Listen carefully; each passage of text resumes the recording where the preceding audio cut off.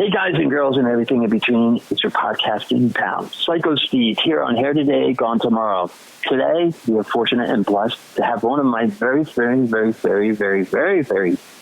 musicians coming out of the town and the country and the state of confusion, Mr. Dan, the man, Lorenzo. How the hell are you, sir?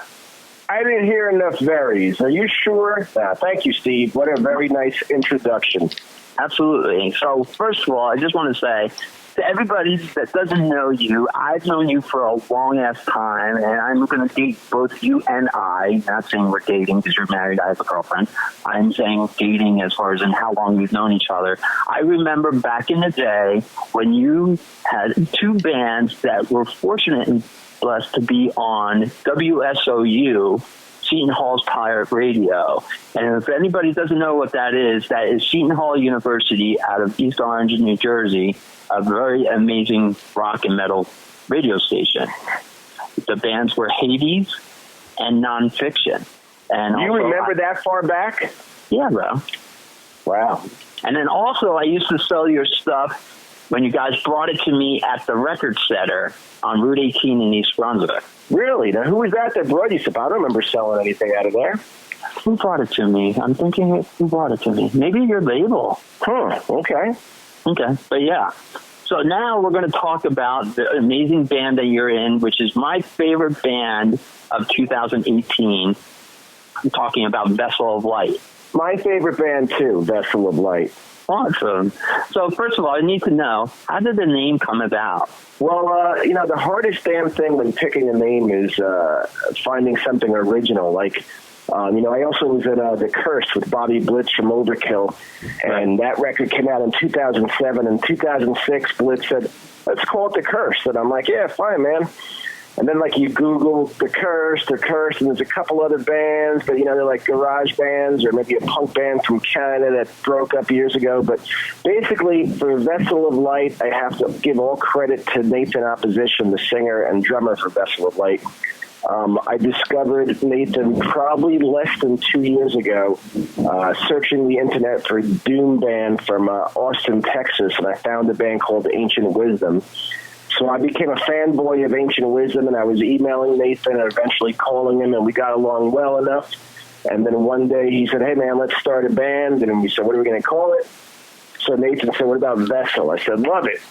So we Googled Vessel, and there was another band called Vessels. And he said, how about Vessel of Light? I Googled that, and there was no other band called Vessel of Light, so we're off to a start with at least an original name, if nothing else.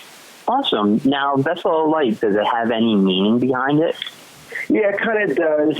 So Nathan's a Satanist, and I'm a Catholic. I go to church on Sundays. I have a Jesus tattoo, and Nathan's last person that he collaborated with before me was actually Charles Manson, before Charles died, obviously. Wow. Nathan likes the dark things in life, and he released a split inch with Charles Manson before he went on the tour with Ghost. Ancient Wisdom used to open up for Ghost, and Nathan and his brother, Michael, they're Satanists, which sounds incredibly scary unless you really ask them or look into it. They're basically similar to me. Like, they don't want to bother anybody. They don't want to harm animals, so we don't eat meat. And, there's kind of a lot of similarities. It's basically about being a good person. So when we started Vessel of Light, I said to Nathan, just please don't write any pro-Satan lyrics. I can't have that. So he's like, well, what should I write about? I said, my wife, Jean, and I are really in forensic files. So Vessel of Light is kind of like when somebody thinks they're so religious, they're doing something that they think is good, but it's really not so good. Nice. Now, you just answered two of my questions as far as in how you guys got together, and then, for example... So now you're out of questions. Right now I got to come up with the questions. Go for it. Now, since you guys both live out of state and everything, it's not the easiest to collaborate. You can text, you can talk on the phone, you can FaceTime or Skype these days, but when it's coming down to laying down the actual lyrics, music, everything, do you go to him? Does he come here, or is it sometimes both, or email? The first thing we did is I mailed him some CDRs because this is pathetically embarrassing for a man who's advanced as you, who has his own podcast. I don't even know how to make a fucking MP3. So I mail CDRs to Cleveland, and Nathan listens to them. And then before we recorded anything, before we recorded our debut EP, I drove out to Cleveland and we had a rehearsal. Then we had another rehearsal, and then I drove back out a month later, and we actually recorded. But basically, Nathan's in charge of the lyrics, the melody lines, and I'm in charge of the music. And we kind of like don't step on each other's toes. We just have a really, really good relationship where there's not a lot of conversation that needs to be had about what should go where as far as verse, chorus, or whatever. Sometimes I'll ask him, I said, hey, man, would you mind if we did it this way? And he'll come to me and say, would you mind if we should probably have this verse happen again before the chorus or whatever. So it's been incredibly easy, but we basically go back through the mail and discuss some things over the phone. We've only had 2 rehearsals together, so. And you guys have already played a couple dates together too, right? Yeah. And you know what? I'm going to tell you, I'll debut it here. We're going to be playing a show at your local club, Dingbats, in May. Not until May, but I believe it's Friday, May 3rd. We're playing Dingbats, so Nathan will fly out here. We did our first show a month ago, opening up for Life of Agony at the Bowery Ballroom.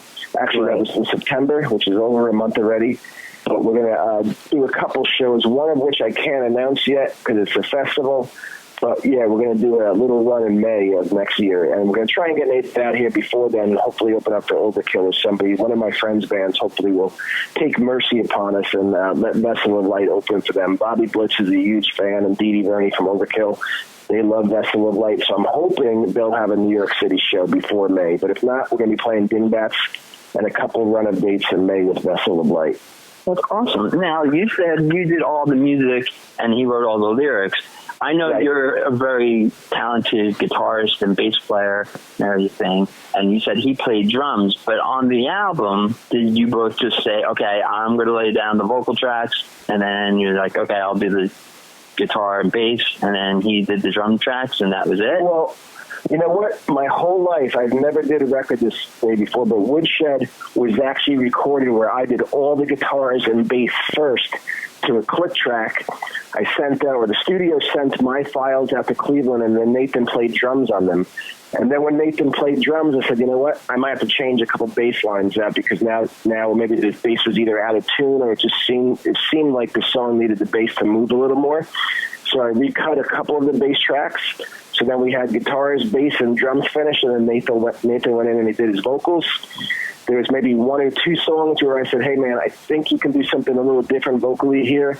And he went in and he just killed it. I mean, I'm so impressed with how talented he is, how easy he is to work with. And I really believe Nathan Opposition is a songwriting genius.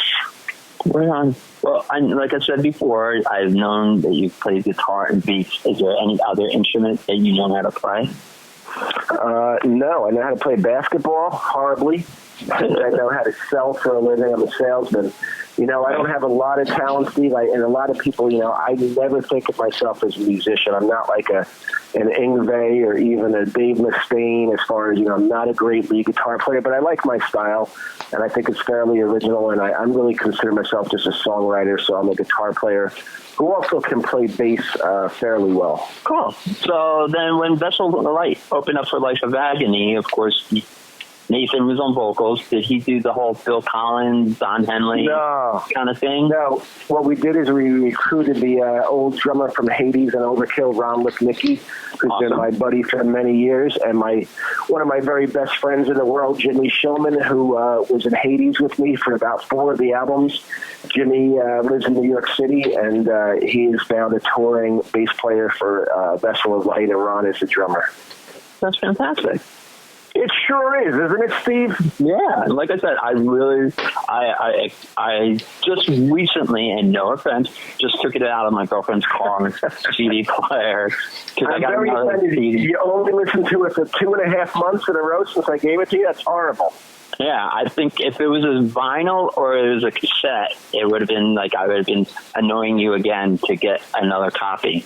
I think that's how often yeah, I was just like, because the production on it, and I can hear all your influences from back in the day, and also like you said, you did a show with Life of Agony. You guys are definitely, you hear the Life of Agony, you hear the Danzig, you hear Typo, you hear Alice in Chains because of the harmonies, all the hollowness and the darkness. It's just, Jay, you got to take a listen to it, and everybody has to take a listen to it. I definitely will. Genre of music. So. Yeah, and I don't know if we said this. The record is called Woodshed, and the funny thing, if you say maybe something sounds a little bit like Life of Agony, to me that's so funny because Life of Agony used to open up for us. And when I had a band called, the band you mentioned called Nonfiction, and Joey Z would come up on stage and say, "Man, how do you get that guitar sound?" And I was thinking, like, who the hell is this Brooklyn Guido? What does he care how I get my guitar sound? And then ends up years later being Joey Z. But Life of Agony opened up for Nonfiction a bunch back in the day, and obviously they surpassed us on every level. And we asked them if we could please open up for them in New York City, and they were gracious enough. Plus, there was a band called Silvertune, which is two of the guys, Kenny and Johnny from Typo Negative, and they really kicked ass. If you ever heard of the band Silvertune, if you haven't heard of them, you're going to hear about them soon because they're going to be big, I think. Yeah, and then didn't they also have another band together besides Typo and Silvertune? Yeah, but I think right now Silvertune is just their project. That's what they're doing together now. I mean, Johnny's in a bunch of bands. He plays bass for Danzig, and Hookers and Blow. Right. Kenny who played guitar for Typo. Kenny played guitar for Typo, and Silvertune is, I assume it's his project. I'm assuming he's the main songwriter, but it's really, really heavy, great stuff. Absolutely. So, any family members in your family, either mom or dad's side, or either your mom or dad musicians? No, my father's been deceased for many years because he smoked 2 packs of cigarettes a day. He's been gone since 1982. But my grandfather was a musician. He was a Guinea from Italy, and he played the accordion. That's the only person in my family that I know of that ever played any instrument. And he died about a year before I was born. But the Nonfiction record, In the Know, actually starts off with 30 seconds of my grandfather playing the accordion in 1958. Wow, that's freaking awesome. Yeah. So, what kind of car do you drive? A Dodge Challenger. The last 8 years, I've had the Dodge Challenger. I really like it. I had a silver one, which I really loved, and now I have a black one, which I love a little bit less. But it's the first car I actually ever owned that I paid off and kept using it. Not usually I trade in or sell my car every like 3 or 4 years because I get nervous because I'm not good with cars. So I usually trade in cars after I have like 50,000 miles on it and buy another one. But my last Dodge Challenger, I went over 100,000 mark on it, and the new one I did 40,000 miles in less than 2 years. Steve, I think I drive too much. No, that's good. The cars are meant to be driven, Yeah, I guess so. Now, do you have the Hemi in it? No, you know why? It's so much more to insure. When it's raining or dark, I drive like an old man. But if I had a Hemi, dude, it would be trouble. I hear you. Right on. Okay. What's in your CD player right now? Oh man, CD players have become a thing of the past, right? But I don't have one in my car, unfortunately, because when I bought my new Dodge Challenger, they told me they don't freaking put CDs in new cars anymore. But the last week I listened to La Coca Nostra a whole bunch. Okay. I listened to Merciful Fate, Don't Break the Oath. I really was into that. And I almost always play along with old Kiss and old Aerosmith. That's still like my favorite shit to play along with. I know you like the Cash is King stuff I did as well, right? Yeah, cover songs I did. Yes. I did that with Jimmy Shulman and Ron Lipnicki. That was just for fun before the Festival of Lights CD came out. Right, and I told you when we spoke and everything, and I will definitely have Jay get it ready. Okay. That when you did That's cool. Larger Than Life, you did it better than the actual band. I don't know about that, but that's very nice of you. There's actually a video on YouTube, Larger Than Life. It's called Cash is King, Larger Than Life. Yeah, people should check that out. Awesome, and we definitely will now that we know you have a YouTube video of that. So now, as we said, we brought up 2 of your bands that you used to be, that's where I knew you from, and a lot of bands that listened to my show knew you from. Do you guys still talk? Yeah, I talk with. I mean, look, Jimmy Shuman's my bass player. I was just texting back and forth with Ed Furman. Right. Scott LePage him and his wife met my wife and I in Key West last year. So yeah, I pretty much talk with everybody in the band. At a Nonfiction and Hades, I talk with most of the guys on a fairly regular basis. Yes. Awesome. Cool. So you guys didn't really end it in a bad way. You just decided. No, I just feel like Hades' last record was Damnation. I feel like we maybe took a step backwards. I thought Hades: The Downside was the best record we had done with that with the new formed Hades when we were on Metal Blade. But yeah, it's just not, and it's not something I'm looking to revisit now. We just constantly get offers for Hades to get back together, but I mean, right now it's just my head is just not into playing thrash metal, honestly, Steve. Right. Okay. Right. I respect that. All right. Now you mentioned Kiss, and of course you mentioned Aerosmith, as you heard, and everybody has been blowing my phone up like a tick about the End of the Road tour. Right. Are you going? I don't think so, because I went to their last End of the Road tour 20 years ago when Ace Frehley was playing, and I was really into it. And, you know, I've seen some videos where Paul doesn't sound quite like he did the old days. So would I pay tickets? Would I pay money for tickets to see this tour? Honestly, no. If I got in for free, I would absolutely go. But, my favorite thing to do, or one of my favorite things to do musically is play along with the old Kiss records. To go see them live, not really, but I am going. I actually paid for tickets to go see Joe Perry in New York City in December. So, and that's with who else is playing in his band? That's with Gary Sharon, if I can remember right. Correct. Yeah, which kind of surprised me, and Brad Whitford, which was a nice surprise. Yeah. So I'm going to that. But are you going to go see Kiss's End of the Road? I am discussing it because it's bucket list. Because now that I'm a proud papa of two little monsters, Jack and Charlie, right. And my dad took me to my first Kiss concert, and they've been asking me. They're 9.5 and 6.5. Dad, and they saw him on America's Got Talent. And, you know, they've seen videos because, look who their dad is, and showed them and kind of brainwashed them. They've been asking me repeatedly, like every day I speak to them. So, Dad, are we going? Are we going? All right. You know? All right. Well, so I might have to. You know, there is talk about going. Just the tickets are kind of steep. If that doesn't work out, you can bring to see Vessel of Lighted Dingbats in May. Oh, absolutely. I would take them anyway. You know? Nice. So, all right. And now, so what was your first instrument, guitar or bass? Guitar. March of 1978 was the first time I picked up a guitar. Cool. What kind of guitar was it? It was called a Cameo, which nobody knows about. But about a year after that, my father, we didn't have a lot of money, but somehow he sprung like $700 from me on a Dean Elite. And on the back of the first Hades album is me playing a Dean. And there's a guy named Dimebag Darrell who ended up playing Dean a couple of years later. Nice. Yeah. You know, I have a dog named Dimebag Darrell. Did you? No, I did not know that. Yeah, he's a little Chihuahua pug. So very nice. Yeah. And I was at Dine's funeral, so I totally right. Speaking of that guitar, do you still own it? No, I got rid of it many years ago. There was a time where I literally would sell everything I had just to have a meal. Back from like 1984 to 1994. I was absolutely the poorest person you knew, and I would like not have enough money. I didn't always have enough money to use. I wouldn't have a quarter to drive home on the Garden State Parkway. That's how poor I was. So at some points over the years, I sold everything I had.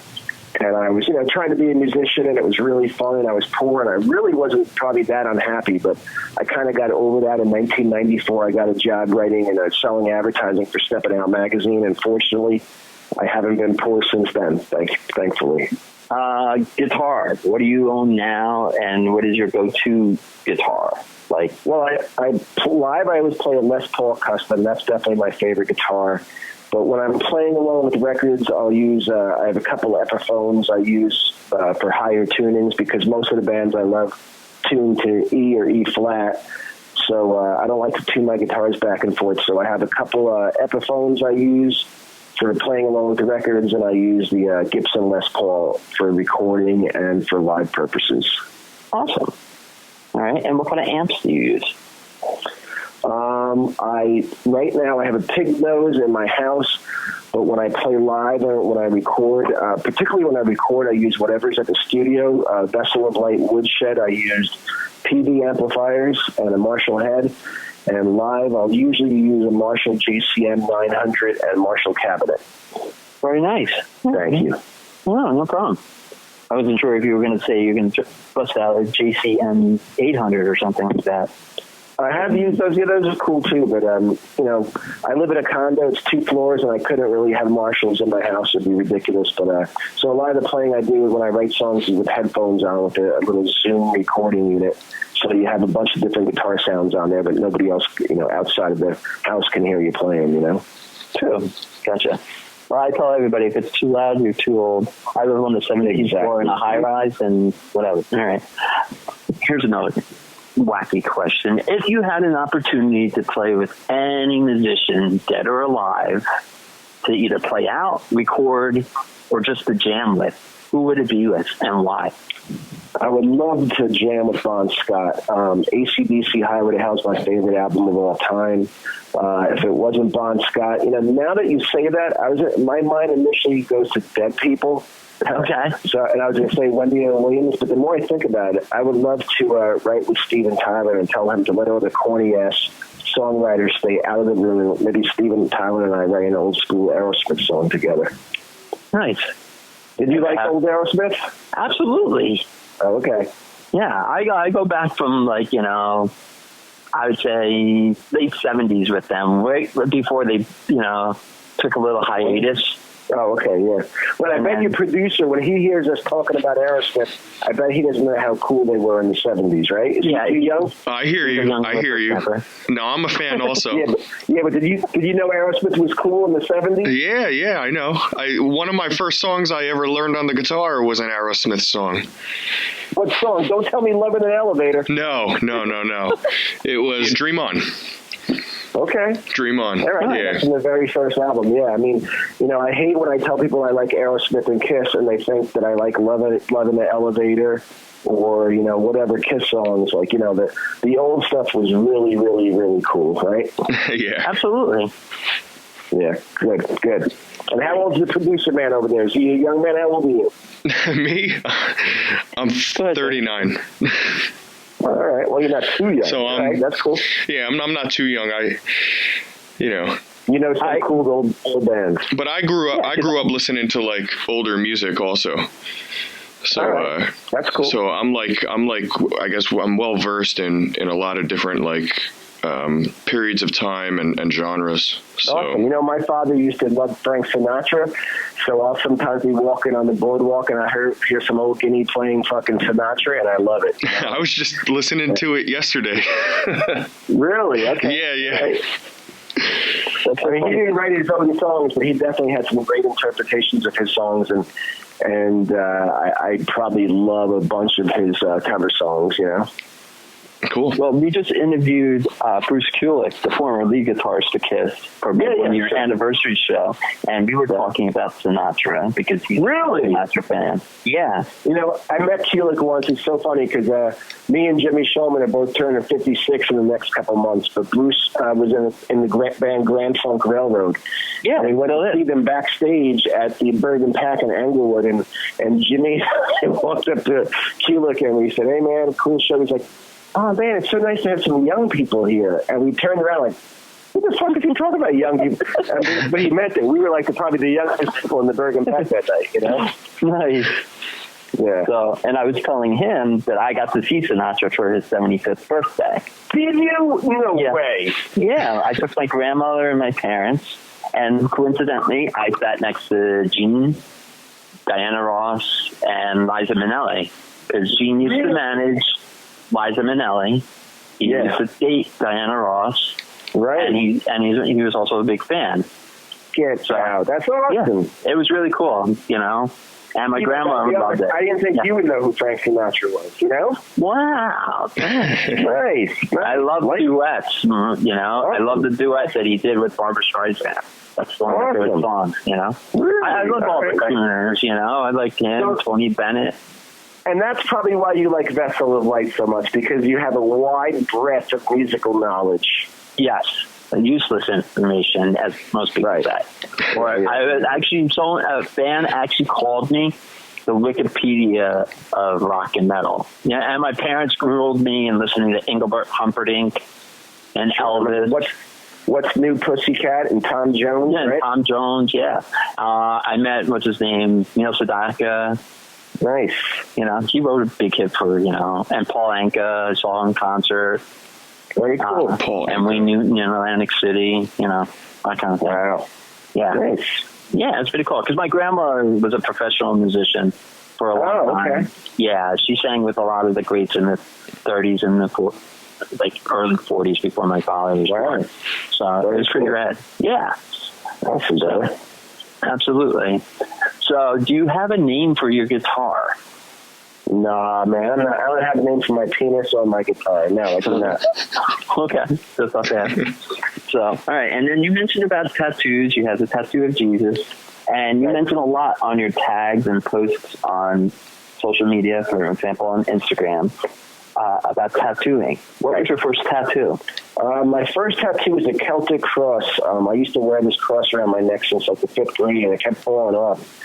So I think I was 1989. I got my first tattoo. I got a Celtic cross. I hid it from my mom. Even though I lived in my own apartment, I hid it from her for a couple of years. And once she approved of it, and once I got some money, I got a whole bunch. My most recent, David Osario out of Bergenfield, gave me a really perfect Abraham Lincoln tattoo. But that's how I make a living. Is I work for a company called Painful Pleasures, which sells tattoo supplies. So that's why, like, I just drove home from the Atlantic City Tattoo Convention. I go to a lot of tattoo conventions because, you know, I'm in the tattoo business. That's how I make a living now. Right. That's awesome. Yeah, it's fun. Huh. Yeah, I had several tattoos. My parents weren't thrilled about me getting tattoos and everything. I'm sure. Jewish and stuff like that. They're like, yeah, you can't be buried in the Jewish cemetery. I said, I don't even want to be buried. I want to be stuffed, you know. So, and then I talked to a rabbi about it when I was living in South Carolina for 3.5 years, and he's just like, you have health insurance, right? I'm like, yeah. And he's like, okay, you have life insurance, yeah? I'm like, yeah, I need to. I'm a single dad of 2. And he's like, all right, well, if the check clears, I'll bury you wherever you want me. So, wow, that's nice. Yeah, absolutely. Cool. So, all right, so let's talk about Vessel of Light, this EP. Do you have a favorite song on the album? On the EP or on the album? Either or. You know what? I don't think I can really... On the album, on Vessel of Light Woodshed, I think Beyond the Cellar Door is my favorite. Okay. On the EP, probably Dead Flesh and Bone has quietly become my favorite, but they're both really fun to play. Live, we played we opened up with Dead Flesh and Bone. But Woodshed, I mean, I'm actually, there's no song I dislike on the record. End It All is probably one of my least favorites. It's okay, but I do think everything else on Vessel of Light Woodshed is incredibly strong. Gotcha. Now, when you guys start touring, because I feel that it's definitely going to happen, do you think you'd throw in a 80s or nonfiction tune? Hades wouldn't make any sense because it's like speed metal, and Nathan's just not into singing that style. Right. The same thing with nonfiction. I mean, I kind of like to leave all the bands as separate entities. I don't think it would really make sense. And like, you know, you were talking about WSOU before. Yeah. WSOU will not even play Vessel of Light Woodshed. They put us on fucking street patrol like we're a local yokel band, man. It's so frustrating. You know, they used to play the shit out of nonfiction, you know. So, yeah, the only time in my life I ever didn't have a job and I was just a musician was in the early 90s when WSOU was playing so much nonfiction. But all right, here's a question.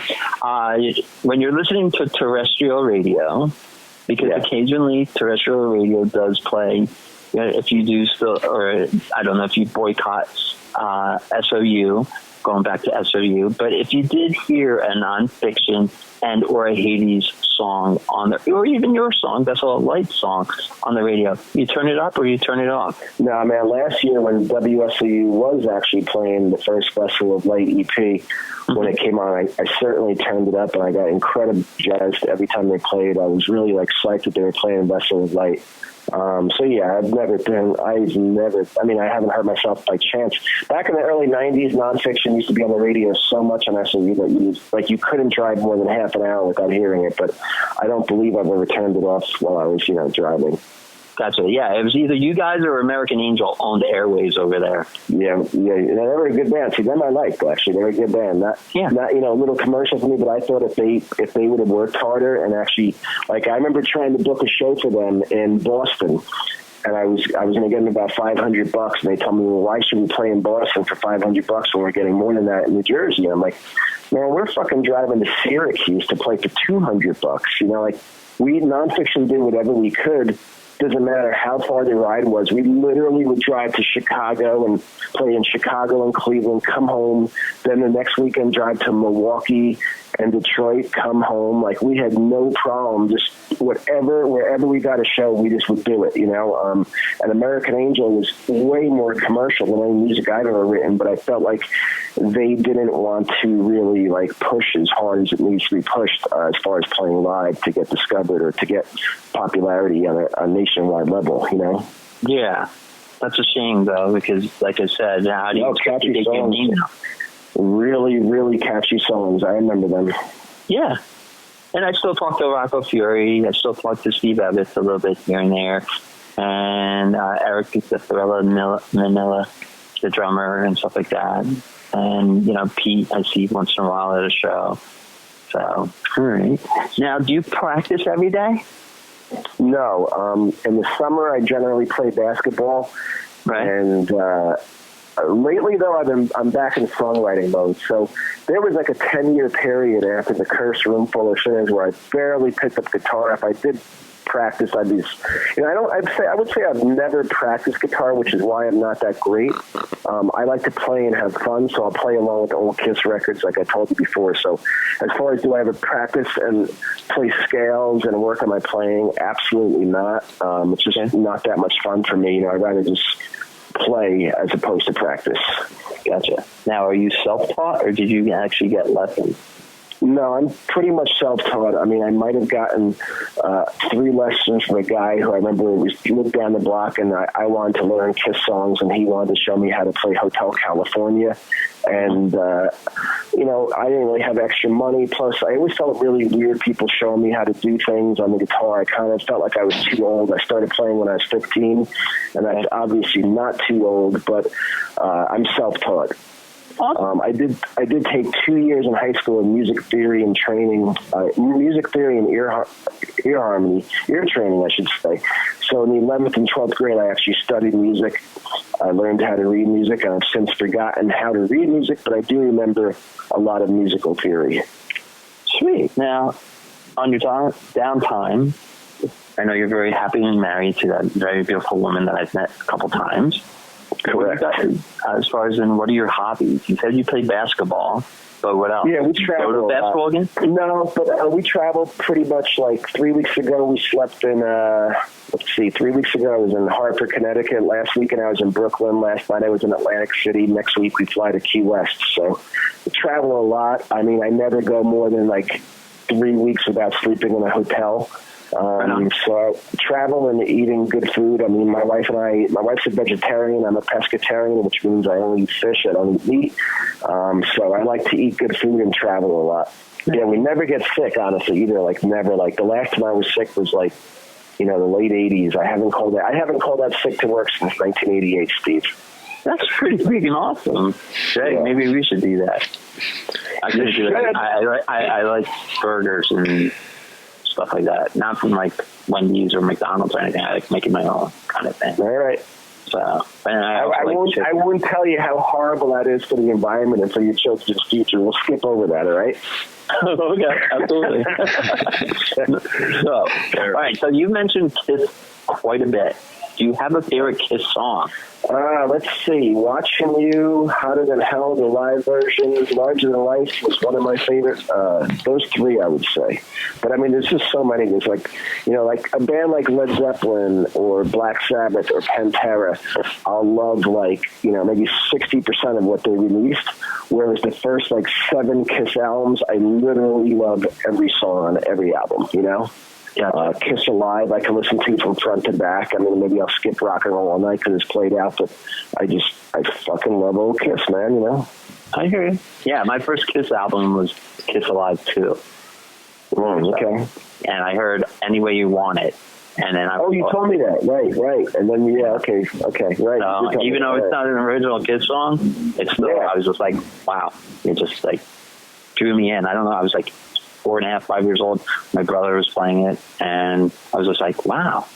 This is really cool. I heard Kiss Rock and Roll Over was the first album I heard by them, and I thought it was a greatest hits record, and my friend played it for me. When I came home, I said, hey, man, I want to go buy that Kiss greatest hits record. He's like, we don't have a greatest hits record. I said, yeah, man, the one you played me with, you know, I Want You and Calling Back. He's like, it's not a greatest hits record. It's a regular record. I'm like, that's a regular record? Like, every song was great. So that's how much they blew me away, because before that, I listened to Peter Frampton or Chicago and loved maybe 2 or 3 songs, but the Kiss was the first band that had an album that I knew of that I loved every single song.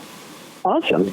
And speaking of Peter Frampton, I was very fortunate and blessed to interview, and Jay and I got to talk to John Reagan, the bass player of Three-Letter Comet, but he also played in Peter Frampton for quite a while. Wow, very cool. Yeah, it was pretty awesome. I didn't know that he, he's been playing with a bunch of other people and things like that. Yeah, I saw him with Ace, I believe, at the Bergen Pack 6 months ago or so. Oh, right on. Yeah. Cool. Nice. Now, are you friends with any well-known musicians besides your former bandmates? Like, you can call, I don't know, so-and-so and say, hey. Yeah. Steve Zing, the bass player from, Danzig, Steve, right? He lives right up the road from me. Bobby Blitz from Overkill is definitely a good friend of mine. I text an email with Rex Brown from Pantera. Awesome. Pete Steele from Type O Negative. He used to call me before he died. We were speaking a bunch. I guess those people would be the top selling artists that I still was friendly with. Right on. Awesome. That's a good question. I like that, Steve. Thank you. No, I wasn't sure because, everybody says, oh, I run into this person or I run into this person. And I think that's great and everything. But, like, if there's, like, any particular artist that you actually, like, call a friend and you call and say, hey, let's go grab a bite to eat. Right, sure. As long as it's not fish or meat. Yeah, exactly. All right. So any advice for any up-and-coming musician you could give them? Because you've been paying your dues and playing forever. Yeah, and I don't make any money at it, or I make very little money at it. So you just got to do what you love. I know there's local musicians who gained a little bit of notoriety who try and play what's on the radio, and they're always like 6 months behind or 9 months behind the curve. So you just got to play what you truly love, play something from the heart. Like people would ask me, like, hey man, why can't you write a song like the first Hades album? I'm like, if I tried that, it wouldn't come out good. It would sound forced. So just play what you love so that if you don't make any money at it, you still have fun. Nice. Okay. And then what's next for Vessel of Light? Can you tell us, or is it still kind of hush-hush? Well, we do have an announcement coming out in the next few weeks about a little festival we'll be doing next year. And believe it or not, I'm already starting to write riffs, which I'm really excited about. But we need people. If they're listening this far into the podcast, you got to go out there and buy Vessel of Light Woodshed, because even Steve will tell you it's a great album, and there's nowhere we can do another album if enough people don't buy Vessel of Light Woodshed. Absolutely. All right. Well, I want to say, and I'm sure Jay would agree, and all the other people that might not know about Vessel of Light, they are going to know about Vessel of Light, because I'm against it when it comes to my show. And also, I'll be happy if Jay checks it out after we hang up. I'll be very happy if Jay. He definitely will, Jay. Yeah, definitely will. Thank you, Jay. I would just want to say, on behalf of my fans and your fans, we thank you very much for taking the time. I very much appreciate it. All right. Have a good night. All right, you too. Bye-bye. Take care.